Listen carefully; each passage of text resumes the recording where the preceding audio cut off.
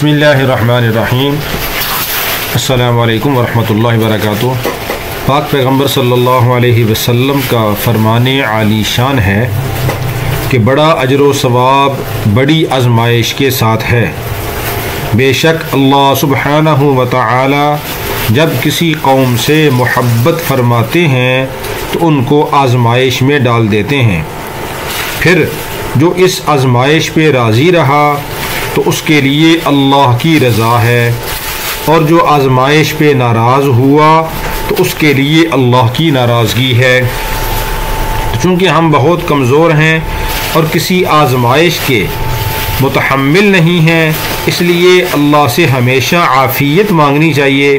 अलबत्ता अगर अल्लाह की तरफ से कोई मुश्किल, तंगी या आजमाइश आ जाए तो उसमें सब्र और रज़ामंदी का मुज़ाहिरा करना चाहिए।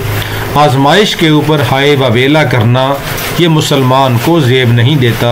ईमान वालों को सब्र ही करने का हुक्म है। आजमाइश, मुसीबत मांगनी नहीं चाहिए, लेकिन अगर अल्लाह की तरफ से आ जाए तो उस पर सब्र करने का हुक्म है।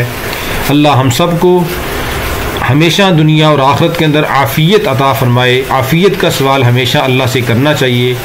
एक हदीस के अंदर से मफ़हूम है कि सबसे जामे माने दुआ यही है, अल्लाहुम्मा इन्नी अस्अलुकल अफ़्वा वल आफ़ियता फ़िद दुनिया वल आखिरा, कि ए अल्लाह मैं तुझसे दुनिया और आखिरत में आफ़ियत का सवाल करता हूँ।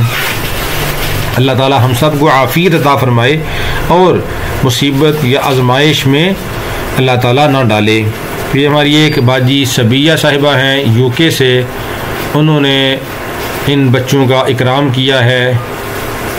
अल्लाह रब्बुल आलमीन अपनी बारगाह आलिया में कबूल फ़रमाए। अल्लाह रब्बुल आलमीन बाजी सबिया साहिबा को अपनी शयान शान अजर अज़ीम अता फ़रमाए, उनके माल जान औलाद में बरकत नसीब फ़रमाए। अल्लाह रब्बुल आलमीन उनकी तमाम दिली हाजात को पूरा फ़रमाए। वो उम्रा से वापस आई हैं, उन्होंने बच्चों का इकराम किया है। अल्लाह उनको बार बार अहले खाना समेत हरमैन शरीफैन की ज़ियारत की तौफ़ीक़ अता फ़रमाए। अल्लाह रब्बुल आलमीन हमें भी बार बार हरमैन शरीफैन की मकबूल हाज़िरी की तौफ़ीक़ अता फ़रमाए। हज बैतुल्लाह की सआदत की तौफ़ीक़ अता फ़रमाए।